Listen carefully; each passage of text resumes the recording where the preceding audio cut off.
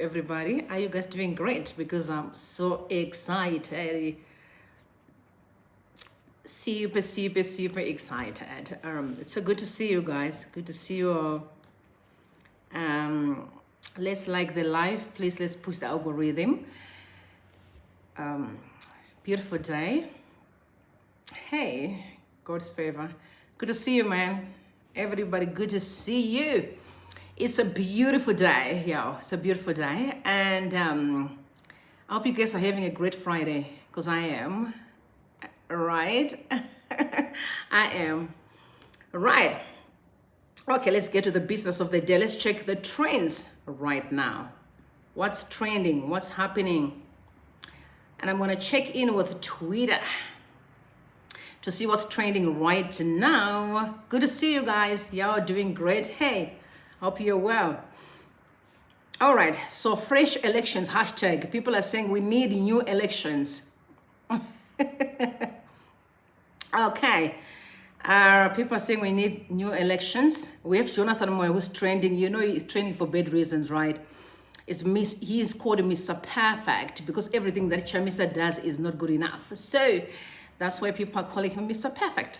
So the people that are asking me, so relax, let's go through what I have for you today. We also have the ANC. Okay, so that's pretty much it. But I want to say condolences to everyone who really lost their life in the Joburg fire. Guys, such a tragedy. And what I've heard is there are actually quite a number of Zimbabweans who also passed away. I want to say to you, my condolences. Man, I hope you guys are doing great, because we're going to be getting into our business for the day. Please don't forget to like the live so we can push the algorithm. I'm super excited. All right. So back to the business of the day. All right. So I'm going to start right here. I'm going to read this tweet quickly. So, all right, so that's why you're behind the single preferably, so it's easier for me. All right, so Alinaka tweeted, how did China uplift 650 million people from poverty, almost half of Africa's population, in 30 years without voting? Meanwhile, in Africa, we have been voting for over 60 years and we are wallowing in poverty. How did that happen? Oh my God. Yo, you know that China, there are no elections, right? But China is very rich. Innovations, almost anything. If they come into Africa, they're literally just coming to collect and they go build their country, right? And people are asking questions, how come if they don't do elections? How come? I guess the elections in Africa are not working because we are held at ransom by the liberation guys for personal gain, right? It's definitely for personal gain. So people are asking those questions and they need to be answered, right? All right, so Citizens Agent tweeted, she said, ED will always be rejected. ED will never unite. ED will never be preferred. ED will never be our president. Yeah, you know how people are busy disputing the legality of ED's presidency. He literally grabbed this election. We all saw it. The election was flawed and the people are questioning. But I want to read his tweet. I want to read his tweet quickly. So ED tweeted and said, thank you for your trust and peaceful participation. Okay, so just hang on a bit. So he said, thank you for your trust and peaceful participation in the recent elections. Our democracy is a testament to the sacrifice of many. Let's continue our unity and commitment to progress. Together we'll build a resilient Zimbabwe, honoring those who came before us. Again, those who came before us. So this election is definitely for the ones that came before us, not for us, for the ones that came before us. Grateful for the trust. That's Mr. Mnangagwa right there. He's grateful for the trust you have placed in me through the election. So quote unquote, I bolded that in red. As we move forward, let us remember the strength of our nation lies in unity and stability. Regardless of our affiliations, let's work together for the progress and prosperity of our Zimbabwe. Peace is our common goal. I'm deeply humbled by the overwhelming support and joy shared by our people. This victory is a testament to the power of unity and progress. Together, we'll continue building a brighter future of Zimbabwe. Thank you for your unwavering faith. Lies and lies and lies. Because as we speak, the country is divided. Majority are saying no to the presidents of ED. The election was completely flawed. Such a criminal activity. We are looking at Mr. Mnangagwa at the age of 80 years, who thinks he can understand the youth of today. People are going nuts on Twitter. When I read the first tweet that was tweeted by Asha, he said, on deep down in your heart, you are embarrassed of yourself. You had a chance to do the right things. Instead, power got the better of you. Please read an article titled A Dictator's Sorrow on the link on my bio titled Blogspot. Tap the link, search A Dictator's Sorrow on search panel. So people are referring Mr. Mnangagwa to a dictator title, article, so that he understands that dictatorship is a challenge. You've seen what happened to the president of Gabon, an embarrassment. And I was looking at a video that is circulating today where people have created a song for him, laughing at his cry. Very sad indeed. People moving from glory to down. Don't forget to like the live as we move forward. Now, Street Judge replied, he also said, your greed for power is impoverishing 80% of Zimbabwe. Do the honorable thing and accept your defeat. Men will kill each other because of you while you're at 81 years plus. And Moyo also tweeted, he said, your leadership is questioned. Said, don't pretend everything is fine. Even those who congratulate you, they have doubts. And we all know people are doubting the legality of Mr. Mnangagwa's presidency. And Bingham Kai said, deep down in your heart, you're embarrassed. So I think I read that one. You had a chance to do the right thing and said, power got the better of you. It's time for you to go. And Musma Mine, you know, the ex-president for DA, and is also a president for a new party, said, what democracy? Ali Bongo is equal to Emerson Mnangagwa. So people are saying, we're wishing what happened in Gabon happened in Zimbabwe. You cannot say you care about the immigration crisis in South Africa and support the ZANU-PF government. The ZANU-PF government of Idi Mnangagwa is the cause of the immigration crisis in South Africa. That's my money. 40% of immigrants living in South Africa are from one country, Zimbabwe. If we want people to go back home, this is our chance. We must demand free and fair elections in Zimbabwe. We must demand a rerun. And people are demanding for a rerun. So for you to say this is an election, so definitely Hi, I'm ready. It is a farce. I would like you guys to take a listen to this angry man. Bluetooth connected. My bad. This angry man who was furious at Mr. Mnangagwa. I would like you guys to take a listen at what he had said.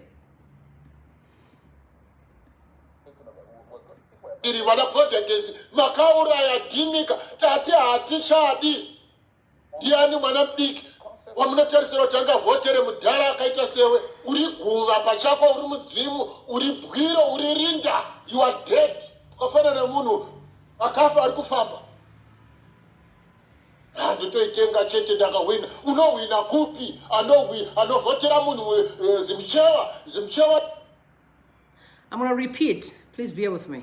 vana protectors makauraya dhinika tati hatichadi ndiani mwana mudiki wamunotarisira kuti angavhotere mudhara akaita sewe uri guva pachako uri mudzimu uri bwiro uri rinda you are dead ukafanana munhu akafa ari kufamba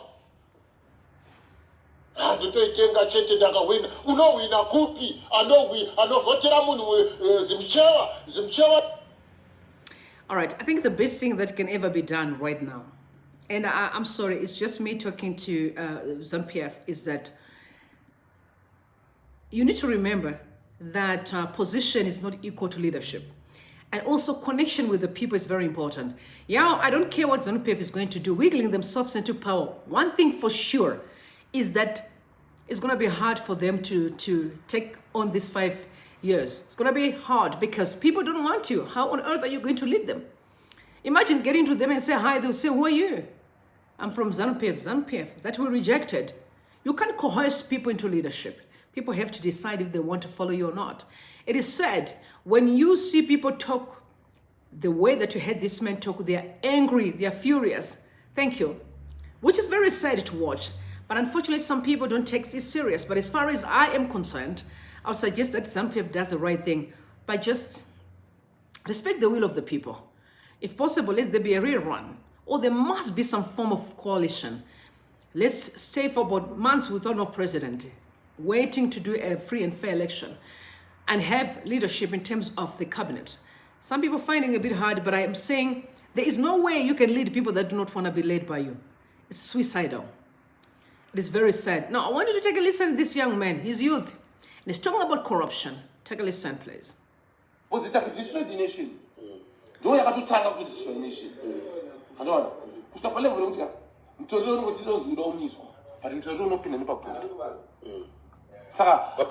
how come you brutalize our own youth? So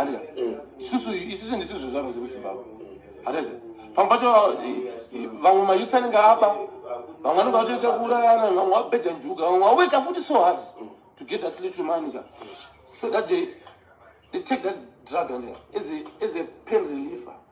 That's because upon advice on the moon and Zara, because you have to so you can easily tell someone and Zara, he is not because it destroyer. Because you only charge, you only live for I don't know. But we yoga, outside that, what corruption guy told us. Corruption, the root cause of most of our problems today. And Lumumba, you know, is a mouthful, right? So he's saying that Mr. Mnangagwa did not win elections, whether on Twitter, on Facebook, in Zimbabwe, but he won it in the ballot. What does that mean? Is they just put the numbers that they wanted. Whether you like it or not, they did what they wanted, which is suicidal. I can tell you the truth. It is suicidal. Because as far as I can see, it's not going to be easy. Now, let's go back to business. Very sad indeed. We are sitting with a number of young people who are struggling today. In almost every tragedy in South Africa, there are Zimbabwean citizens victims. Why must an entire region be held at ransom by a bunch of dunderheads? So this was a tweet that was sent by Alina Coup. A bunch of dunderheads have kept Zimbabweans at ransom. They have no clue of what they're doing, and Zimbabweans are dying because most of the people that died this past thing were Zimbabweans in South Africa. You know the fight that happened recently? Yes. Most of the victims are Zimbabweans who had hijacked buildings just clamoring for survival. That's the society that we have built. And also, he tweeted, he said, over the past few years, Gabon was now under Ali Bongo's wife and children. Hence, they are still detained. This is a familiar story across Africa. So he now had to tag a picture where Auxilia Mnangagwa was in Belarus signing deals on behalf of the country in a meeting with her two sons, the twins. That's exactly how Ali Bongo's wife was doing. Remember, Ali had, Ali Bongo had also, he had succumbed to stroke. And you know, if you succumb to stroke, definitely you may not be okay mentally, physically, spiritual, whatever you call it, but he was still finding himself running the affairs of the country. And I can tell you the only reason why people that are around these dictators support dictatorship is because they are looting resources. And that's the reason. So, you know, so as a leader of African democratic coup plotters, I fully concur with you. I'm done with civilian politics. So for those who are asking, where did you hear about the coup? If you can go to Twitter right now, you can see what's happening. So Ali tweeted, I said, I am the leader of African Democratic Coup plotters. When people were questioning what was the meeting about, when he had a meeting with Trevor Ngube, they were having their lunch there. Trevor Ngube, he had Kasukuwere and Ali Nakam. So he said, as a leader of democratic coups in Africa, meeting the civilians. So I'm meeting the civilians. So whatever you think about, but don't forget, you used to be the ED as advisor. And remember, when ED came to the coup, he was the advisor. So he knows what he's talking about. And I trust his words. So he said, I am the leader of the democratic coups in Africa. Because definitely democracy failed. There's every African, especially the young child, suffering because of dictators. So it's time for us to do what we have to do to overthrow dictators. So those that have been asking the questions, I guess now you've got the question. So if you go to Twitter, and please follow Ali Naka on Twitter, you will see those pictures and you will see those tweets. They said, we don't care. What we want is leadership. It's about time that we restore the dignity of the young people, because democracy failed us. Elections, it failed us. There's ballot coup, but people expect us to sit and watch. You can see today, I listened to Mr. Mnangagwa when he was threatening people that if you behave anyhow, our prisons are still empty. You can find yourself in that space.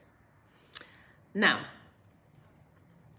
Hopmo tweeted, he said the quality of life for these young people was Thomas Sankara. Okay, so there was a coup that happened years back, which he said military coups hardly solve anything resolving democratic deficits created by corrupt and incompetent leadership and stolen elections. The only coup leader I can think of who worked towards transforming the masses, the quality of life for these people, was Thomas Sankara. You know, when he did the coup? ZANU-PF is a corrupt system of governance that can be changed by a coup because of the historical nature of how the post-colonial state came into being in 1980. Military coups in West Africa are being carried out by people who were not born when their countries became independent. Zimbabwe's military is run by people who participated in the liberation struggle and belong to ZANU-PF. So how can ZANU-PF remove ZANU-PF? A military coup in Zimbabwe would be a factional battle, as we saw in 2017, where Mugabe was removed by a part faction, and Patrick Chinamasa correctly said it was a ZANU-PF affair. The opposition and the citizens were lied to in order to sanitize and legitimize the military coup, just as sections of the security sector lied to some Triple C leaders that they will help them emerge victorious. How would someone benefiting from a corrupt system held you to end it? I tweeted about this last year, warning the opposition to be wary of counter-intelligence narratives meant to weaken it into believing funders' political dreams.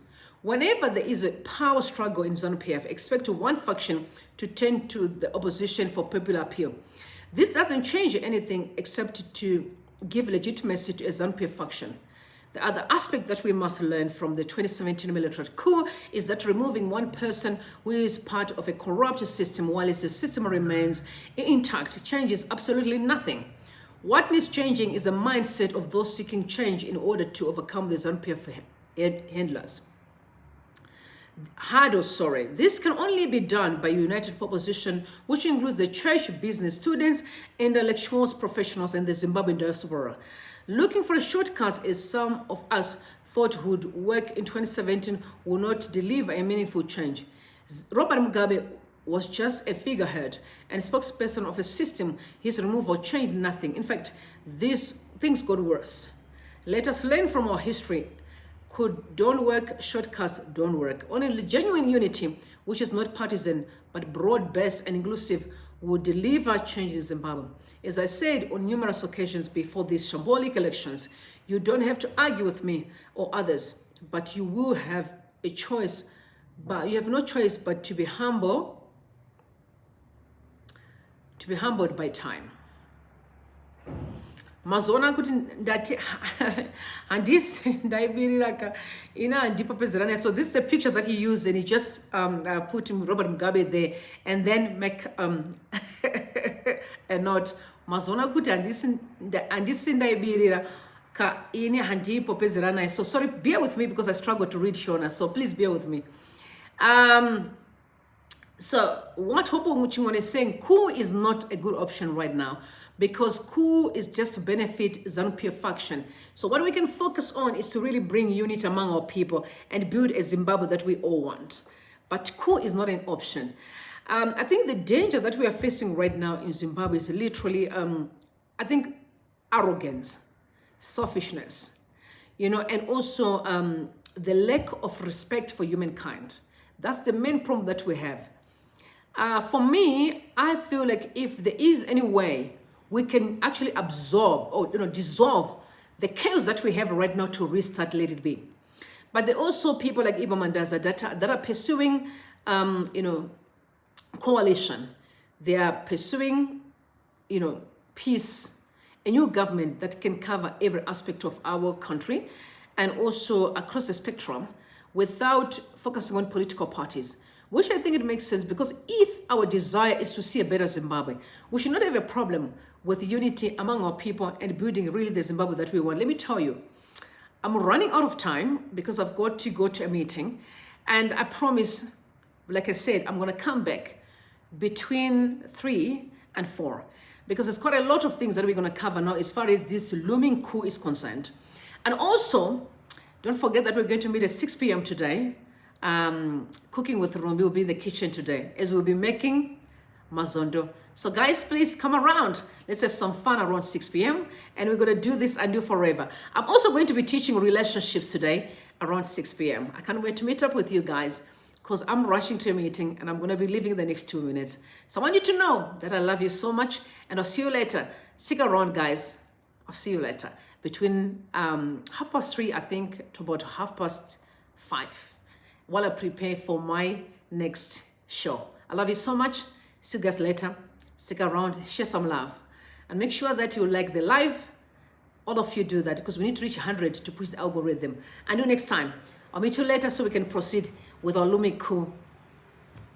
It's not me. It's some of our people are saying enough is enough. They wish to be like Gabon. And I see you later, guys. I love you. Stick around later on. Bye-bye for now.